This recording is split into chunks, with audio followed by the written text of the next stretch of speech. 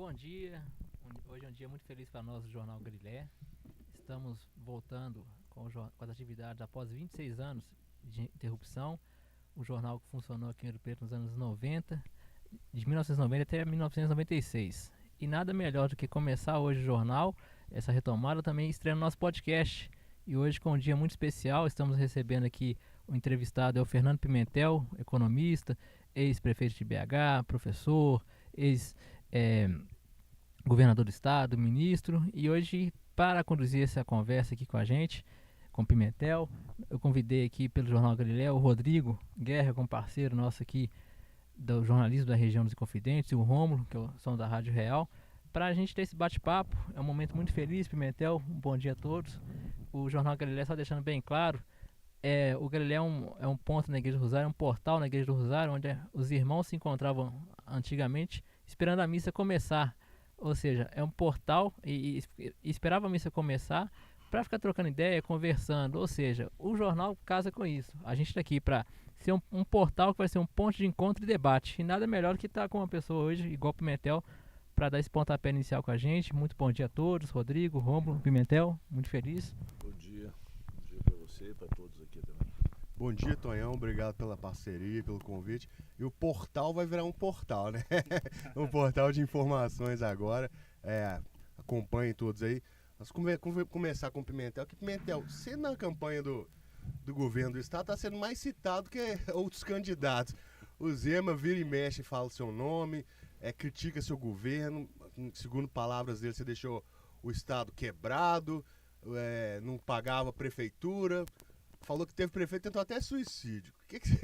Você já chamou até o Zema para um debate, né, para discutir isso, mas como que você avalia seu governo e como que você vê esses ataques do candidato Zema? Bom, primeiro cumprimentar vocês aí, todos os que estão nos acompanhando na rede, ou estão ouvindo, assistindo. Uma alegria voltar a Ouro Preto e conversar com gente que é daqui, mas que fala para fora daqui, né? Fala para Minas, fala... Hoje em dia, pela internet, fala para o mundo inteiro, né? Eu ia brincar, falando assim, de Ouro Preto para o mundo. Então, agradecer essa oportunidade de estar conversando com vocês. Agora, vamos falar desse assunto aí. De fato, o governador atual, ele passa do limite, né? Ele tem uma obsessão, não sei o que é isso, uma coisa esquisita, porque ele...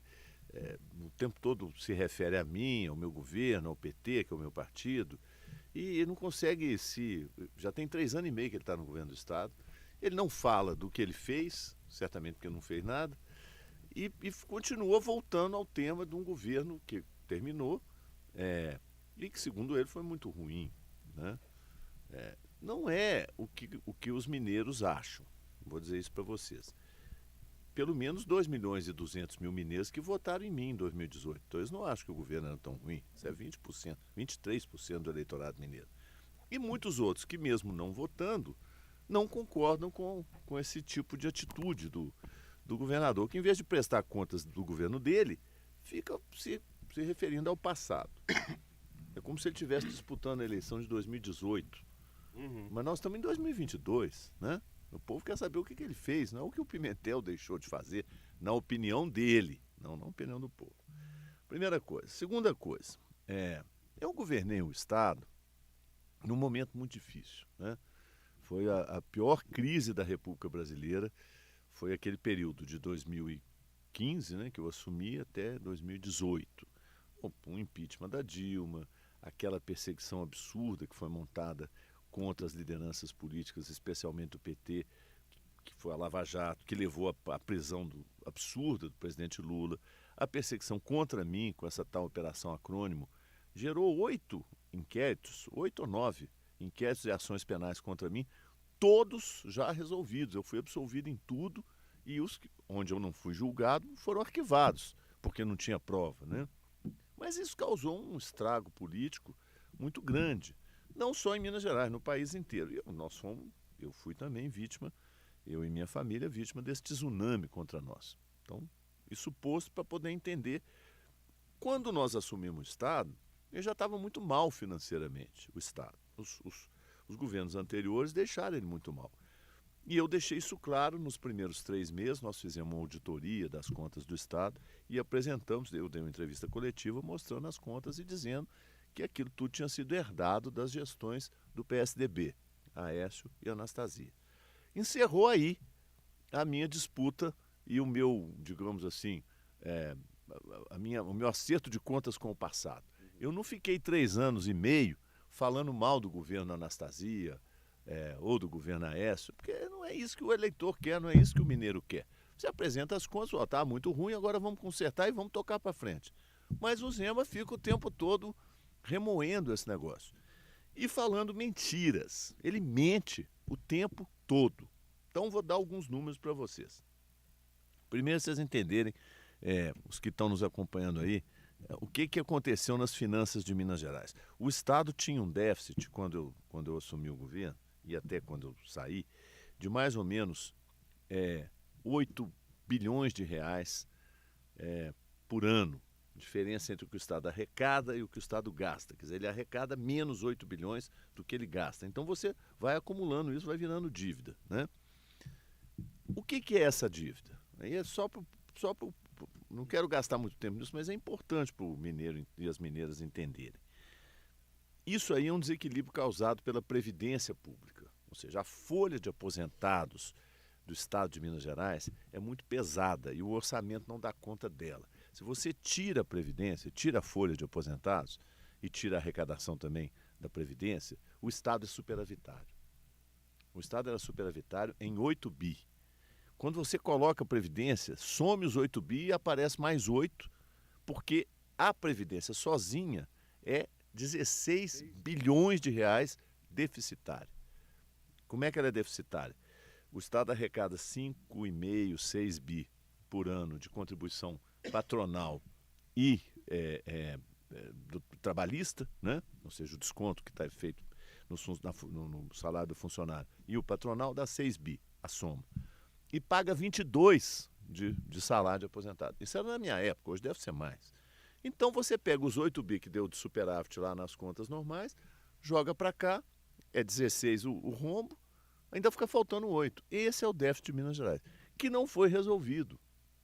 Nem por nós, que não conseguimos, e nem muito menos pelo governo atual. Como é que o governo atual equilibrou as contas? Segundo ele, equilibrou. Ele se beneficiou de uma liminar que a gente obteve no Supremo Tribunal Federal, no final da minha gestão. Essa liminar foi obtida no seu governo? No meu governo, no final do meu governo. Que possibilita ao governo não pagar a prestação da dívida que o Estado tem com a União. Isso dá mais ou menos 6 a 7 bi, chega perto dos 8 bi que é o déficit. Com isso aí acabou o déficit. Só que acabou ficticiamente, porque ele não está pagando porque tem uma liminar. Se essa liminar cair, como é que vai fazer? Exatamente. É o que aconteceu provavelmente, se ele for eleito ou não for eleito, ele vai entregar o Estado com uma dívida 30% maior. Maior, os números estão aí. Que é o que ele fala de Estado diferente, Estado eficiente, Estado diferente, alguma coisa assim. Ele represou a dívida, tentou colocar algumas coisas em dia, pagou o funcionalismo. E daí para frente, Pimentel, como é que fica? Pois é, esse é o problema. O que ele quer fazer? Ele quer aderir ao tal regime de recuperação fiscal, que é um desastre para Minas Gerais. Porque você, aderindo, o Estado se compromete a ficar 9 anos sem contratar novos servidores e sem dar aumento de salário. Está lá no regime de recuperação. E mais, transfere a administração financeira do Estado para uma comissão composta de 3 membros, 3 pessoas. Uma indicada pelo ministro da Fazenda, outra indicada pelo Banco Central e o outro que é o secretário da Fazenda de Minas Gerais. Então é 2-1. Entendeu? 2 pessoas que não têm nada a ver com Minas Gerais e o secretário da Fazenda de Minas, no caso de Zema, no caso do governo Zema, nem mineiro que é um carioca que ele pôs aí de secretário da Fazenda. Enfim, o que ele está propondo a Minas como solução para o problema não é uma solução, é um agravamento do problema. Você chama disso de empurrar com a barriga? Empurrar, não sei se com a barriga, mas com as mãos, com os pés, sei lá o que ele está fazendo.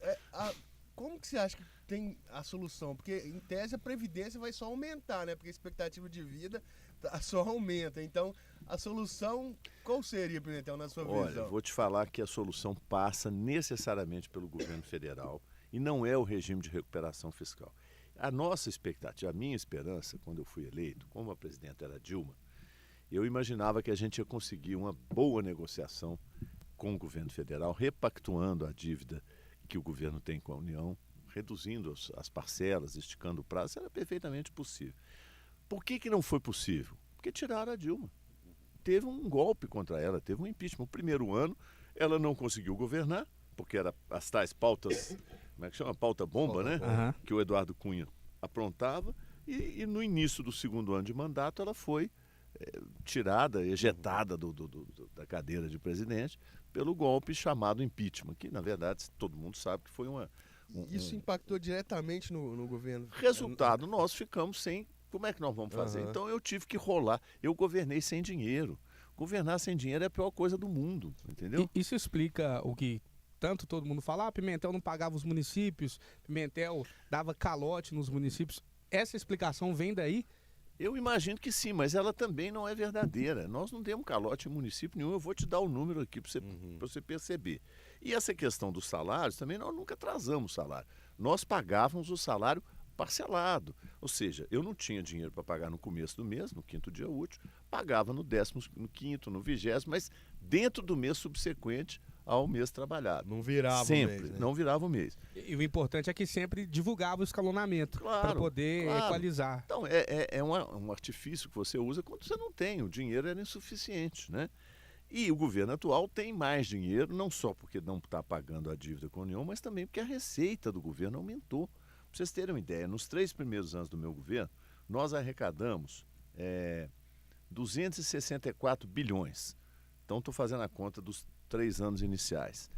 Esse governo aí, nos 3 primeiros anos, não estou contando esse, que é o último ano, arrecadou 303 bilhões. Ou seja, 39, quase 40 bilhões a mais de arrecadação. Aí você vai dizer assim, bom, mas então é porque o Zema é eficiente para arrecadar? Não, não é não. É porque a receita do Estado é basicamente ICMS. 80% do ICMS, do dinheiro de ICMS, vem de 3 produtos, vamos chamar assim, ou serviços. Combustível, energia elétrica e telecomunicações, telefone celular. Cujos preços aumentaram estupidamente, absurdamente nesses 3 anos. Não é? O exemplo é a gasolina. Sim. Então, com isso, sem fazer nada, sem ter eficiência tributária nenhuma, o atual governador conseguiu quase 40 bilhões de receita a mais do que o meu governo. Se me desse esses 40 bilhões, mais os 20 e tantos que ele economizou não pagando as prestações, 60 bi a mais, meu Deus, o governo tinha sido um sucesso. Fora o acordo com a Vale em Brumadinho. Fora o acordo com a Vale, que nós depois podemos falar dele, que agora está entrando uma soma expressiva, né, de recursos vindo daquela tragédia que foi Brumadinho. Mas, enfim, gastando muito tempo falando de número, eu acho importante dizer o seguinte: governo, gente, é para resolver problema. Não é para ficar empurrando o problema para o passado. Não é para ficar falando do governo que passou. É para resolver problema. Eu quero saber que problema o Zema resolveu. Eu acho que nenhum. Como ele fica mentindo reiteradamente sobre mim, sobre o meu governo e sobre o PT, que é o meu partido, eu agora, quarta-feira passada, o desafiei para um debate. Então vem debater comigo, traz os seus números, eu levo os meus e nós vamos dialogar com franqueza, de maneira republicana, aberta com a população de Minas Gerais. Até agora ele não respondeu. Espero que ele tope esse meu convite. O estúdio está à disposição, inclusive. Podia ser aqui, né? Seria bom. O Zema disse que o social que ele fez é muito maior, infinitamente maior que o social que o PT fez em Minas Gerais. Você concorda com isso? Você consegue exemplificar pra gente? É mentira dele. Isso aí, veja bem, o que ele está falando de um tal social. O social que ele está falando é o piso mineiro de assistência, que é aquilo que o Zema, que o Calil se refere toda hora, dizendo que ele vai dar 80 milhões para 2 milhões de famílias. Quando você divide, dá R$2 por mês por pessoa. É uma coisa absurda. É isso que é o auxílio social que ele está falando, que deu, que nós não demos. Nós demos também. A questão não é essa. O Zema, vamos falar a verdade, o Zema tem um problema, eu não sei se é psicológico, psiquiátrico, não sei de que tipo que é o problema, mas transcende a questão política em relação ao passado, em relação ao governo do PT. Ele fala, por exemplo, vou falar outra mentira dele aqui, ele fala que foi ele que criou essa coisa como como é que se diz, do gabinete aéreo, né, dos aviões e dos helicópteros do Estado. Dos helicópteros estarem à disposição de qualquer força de segurança. É mentira dele. Quem fez esse decreto fui eu no meu governo, criei o Comando Aéreo Unificado. Quem levou o SAMU aéreo transportado para o Estado inteiro foi o meu governo. Eu tenho as matérias de imprensa mostrando isso. Nós dobramos a cobertura do SAMU sem dinheiro, com enorme dificuldade, governamos, entregamos resultado. E ele, além de reclamar do passado, faz o quê? Então eu acho assim, é hora de virar essa página, sabe? Tá uma eleição chegando aí. Eu gostaria muito que ele aceitasse o meu desafio para debater comigo, já que ele não quer debater com o candidato a governador, que é o Calil, debate comigo então, né? Quem sabe cura essa obsessão doentia que ele tem, né? Pimentel, e falando aqui, em relação agora à Fundação Renova, Sim, foi essa fundação veio na época que você foi governador de Minas, né? sim. Como que se deu essa construção naquele momento? Queria saber a sua opinião, a sua avaliação também dos resultados que foram gerados e também agora qual que é a sua percepção sobre a possível repactuação que está caminhando, mas agora parece que ficou mais distante. O caso de Mariana, né, que você está se referindo, foi uma tragédia. Na primeira, né, não na primeira grande tragédia, já tinha outras menores, né? Rompimento de barragem e tal, já tinha ocorrido antes. A primeira grande tragédia foi Mariana.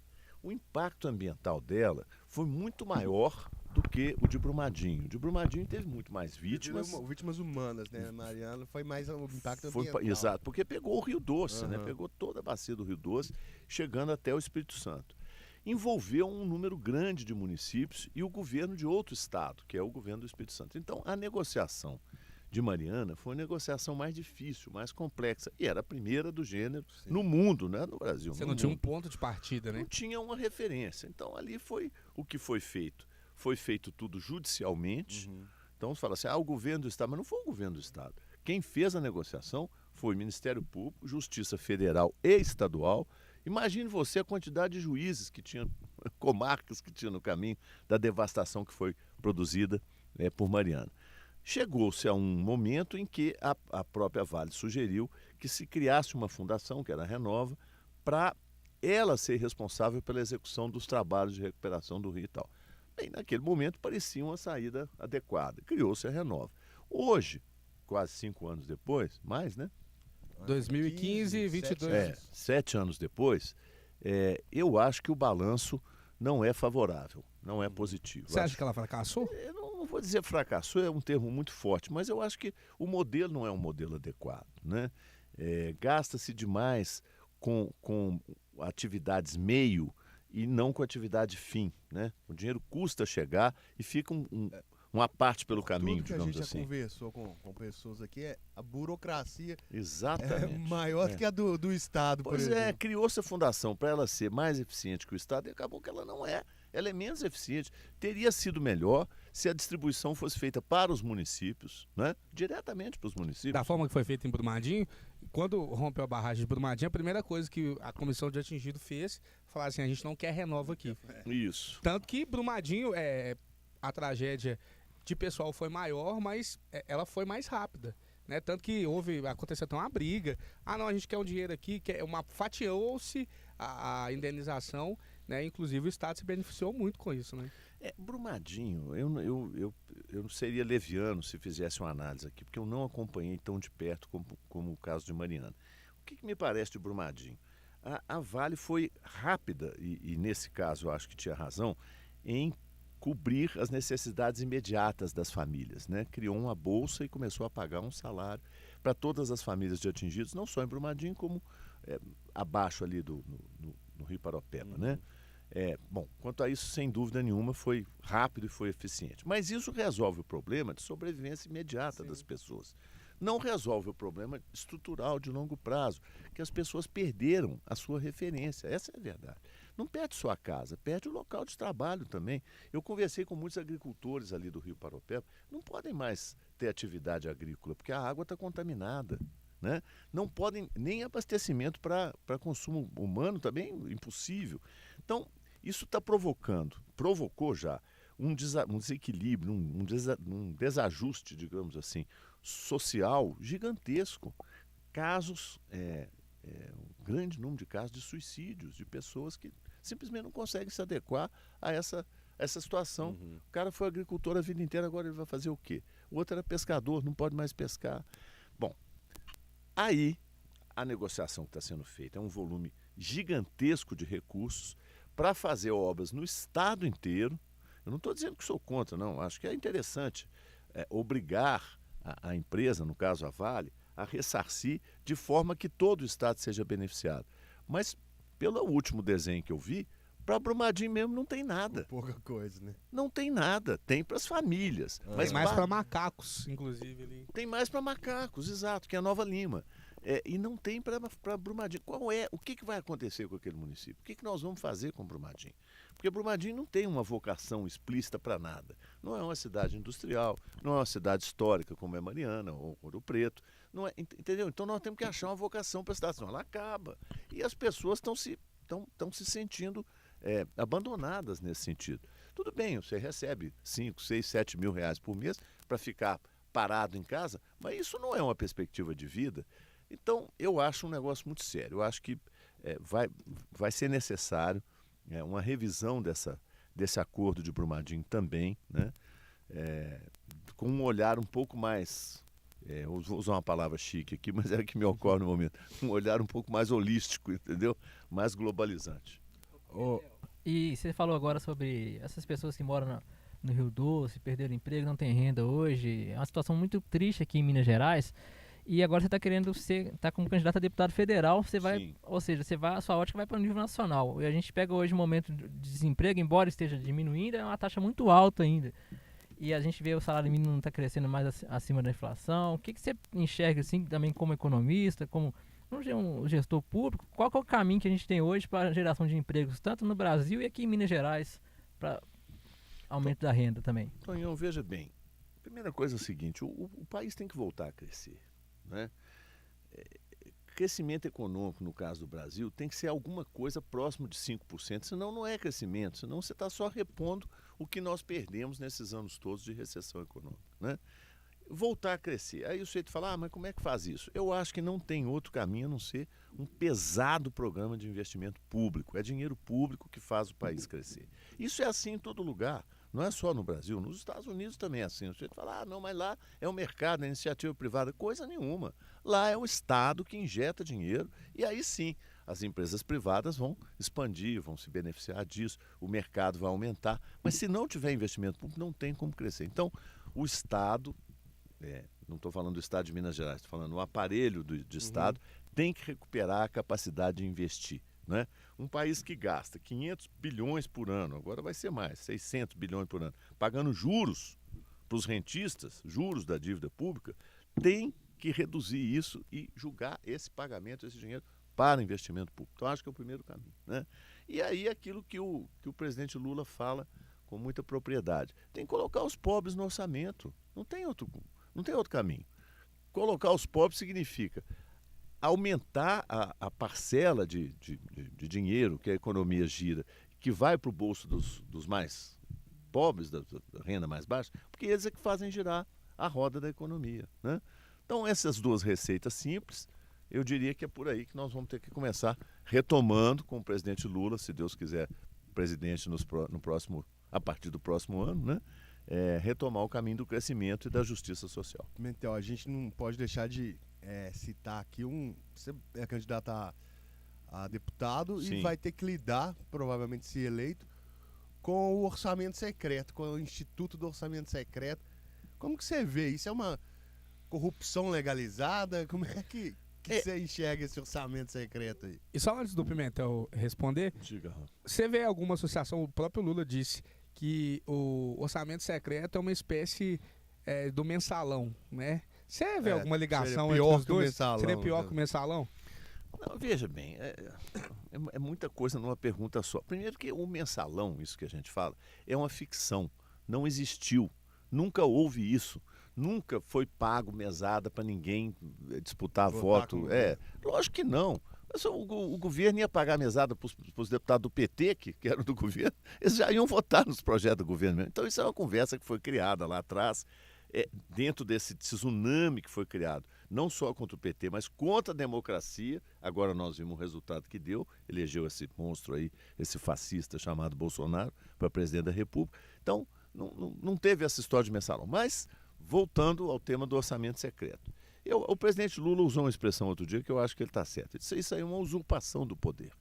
Porque o legislador, quando é eleito, o deputado é um legislador, ele não é executivo. Então, em tese, ele não precisa ter dinheiro para executar nada, porque quem faz isso é o executivo, é o governo federal, ou estadual, ou municipal, né? Isso em tese. Tira o poder de decisão do executivo. Então assim, como é que você tem que corrigir esse negócio? Falar que não vai ter mais emenda de parlamentar é um absurdo, porque eles não vão aceitar. Mas você tem que colocar isso de forma a que o executivo conduza, né? Eu me lembro nos 2 mandatos do presidente Lula e no primeiro mandato da presidenta Dilma, porque o segundo não existiu, ela não conseguiu governar, como é que era o mecanismo de emendas? O parlamentar podia fazer emenda, mas ele tinha que colocar o dinheiro da emenda dele dentro de um dos programas existentes do governo federal. É aquela emenda impositiva? Não, a emenda impositiva já é depois, é que o governo é obrigado a pagar a emenda. Isso aí até não acho ruim, não. A emenda impositiva, dependendo do valor 50% dela... 50% para a saúde... Mas aí o que acontece? Você não pode permitir que o parlamentar escolha o que vai ser feito, porque não é para isso, ele está ali para legislar. Então, o parlamentar... E fiscalizar. Ele pode dizer assim, olha, esse dinheiro vai para o programa Bolsa Família. E dali destrincha o que tem que fazer. Destrincha o que tem que fazer. E esse dinheiro vai para o programa Todos na Escola, ou Escola Aberta. Esse aqui vai para o Ciência Sem Fronteira. Esse aqui, entendeu? Essa aí é uma forma correta, porque senão você tem um mundo de dinheiro que ninguém sabe para onde é que vai, como é que ele está sendo destinado. Os critérios não são claros, né? Esse é um dos principais pontos do... Exatamente. Então ele é secreto por isso, porque ninguém sabe como é que está sendo utilizado, né? Então eu acho que tem jeito de corrigir. Eu tenho certeza que o presidente Lula, chegando lá, com a habilidade política, com a experiência que ele tem, ele vai conseguir fazer isso sem atropelar, sem entrar em conflito com o legislativo, que obviamente ninguém quer, né? Ô, Pimentel, a gente vem falando muito de privatizações, né? É um norte dos 2 governos, estadual e o federal, e para a nossa região dos Inconfidentes vem aí um pedágio, né? Ouro Preto, Mariana, né? Teixeiras, Ponte Nova são dependentes demais da capital. Nós estamos a 100 quilômetros. Vem aí um pedágio de R$20 para a ida, R$20 para a volta. Inicialmente, né? Inicialmente, né, Rodrigo? Até falou que o Marcato, que é secretário, falou que esse valor pode ser revisto. Mas o que está lá na planilha, né? Na consulta inicialmente pública. É esse, na consulta E pública. a gente vê que a 356 hoje virou mais um corredor de mineradoras, de carretas, do que um corredor da população em si. Você acredita que o caminho para a gente duplicar ou para a gente melhorar essa estrada seria cobrar das mineradoras criar uma marginal ou ela arcar com essa reforma? Porque o que danifica, em sua maioria, as estradas são as carretas. Você veio de BH pra cá, você fácil? deve ter visto como tá as carretas na estrada. E principalmente sem radar, né, Rodrigo? Sim. Olha, eu não tenho a menor dúvida em relação a isso. Não tenho a menor dúvida. Você pegue os modelos internacionais. Vá nos países que tem mineração e veja como é feito. É exatamente isso que o Rômulo falou. Romizeira. É o que ele falou. Da Bahia. Se você tem uma mineradora ou mais de uma operando e ela vai passar a carga, e a carga nós sabemos como é que é, a carga de minério é uma carga que danifica as estradas porque é muito pesada, ela tem que ter uma estrada auxiliar, uma estrada de serviço. Você não pode misturar transporte de passageiro e de outros tipos de carga com aquela carga que é da mineração. Então, isso assim, seria o básico, né? E todo lugar é assim. Você não vê caminhões de minério cruzando com a gente. Se você viaja para o exterior, na Europa, nos Estados Unidos, na Austrália, que é um país... Não tem caminhão de minério em rodovia. Eles estão passando pelas estradas de serviço. Então, essa era a primeira coisa. Agora, então, tudo bem. Agora fica a estrada liberada só para o trânsito de passageiros. É necessário um pedágio? Eu não sei fazer essa avaliação. Também não vou ser leviano de falar, não, a manutenção segura por si só. Não sei. De qualquer maneira, se fosse necessário, teria que ser um valor muito mais barato do que isso, né? Tem gente que sai daqui todo dia para estudar em BH. A duplicação é mais do que necessária. Exatamente. É urgente, diria, mas o valor pode inviabilizar economicamente a cidade. É o que eu acho. Eu acho que a gente tinha que reestudar esse negócio. Primeiro, separar definitivamente transporte minério das rodovias, né, de serviço, das rodovias atuais, e aí sim estudar se é necessário um pedagiamento, mas com valores adequados, porque R$20 é muito caro. Se hoje é muito caro, imagine, né? E de volta 40. Pois é. Ô, gente, a nossa conversa tá muito legal, muito gostosa aqui nessa manhã, mas a gente tem horário, temos que caminhar para o final e agradecer aqui a presença, né, esse convite que o Rômulo aceitou com o Rodrigo, nossos parceiros. Agradecer também ao Pimentel por aceitar esse convite e estar fazendo parte desse momento histórico, né, do retorno do Jornal Galilé. E dizer, Pimentel, que tem muita pergunta que está faltando aqui. Imagino que sim. A gente espera ter outros momentos de muita conversa. A gente volta depois, né? Deixa agora, nós estamos... Essa coisa de campanha deixa a gente também com a agenda muito apertada. Mas para mim vai ser uma alegria voltar sempre aqui, conversar com vocês. Eu tenho um carinho muito grande por Ouro Preto. Na minha juventude eu vim muito aqui, frequentei muito aqui. Tinha amigos, tenho ainda amigos muito queridos, alguns já se foram. Gente que lutou comigo na resistência à ditadura, que era daqui. E eu tenho muita consideração e a minha memória afetiva com Ouro Preto é muito grande. Então, sempre que vocês me convidarem, eu tendo a agenda, virei. Pimentel, ô, Tonhão, a gente sabe que sua agenda aqui hoje é cheia, né? A gente não vai travar você. Como a gente sempre faz, né, Rodrigo? A gente tem esse rito. O que a população pode esperar de uma eventual eleição do Pimentel como deputado? Né? Vai estar presente aqui na nossa região? Né? Ou o Pimentel vai sumir para Brasília, como muitos fazem? Não. Eu, sendo eleito, vou voltar sempre. Eu estava falando disso aqui, especificamente em relação ao Ouro Preto. Sua relação com o prefeito Ângelo é muito boa também, né? Muito boa. O Ângelo foi meu secretário de Cultura. Eu sou amigo dele há muitos anos. Foi prefeito aqui várias vezes. Mas não só por isso. Eu acho que eu serei um deputado, se assim o povo quiser e me levar para lá, que vai ter um olhar muito qualificado sobre Minas Gerais, né? Eu fui governador do estado, eu fui prefeito da capital. Antes de ser prefeito, fui secretário municipal, então eu conheço bem o estado, essa região, que é a nossa região próxima de Belo Horizonte. Acho que eu posso prestar um serviço muito bom para o Brasil e para Minas Gerais, com a experiência que eu tenho. Se assim os eleitores entenderem, vou ficar feliz de poder ajudar Minas Gerais e o presidente Lula a reconstruir o Brasil. Gente, então ficamos por aqui, agradecemos a todos pela audiência aí. Acompanha, vamos ter mais lives do Galilé aí. Acompanha a gente lá na Radial também, eu e o Romulo, beleza? Valeu, abraço, galera. Um abraço a todos, é isso aí.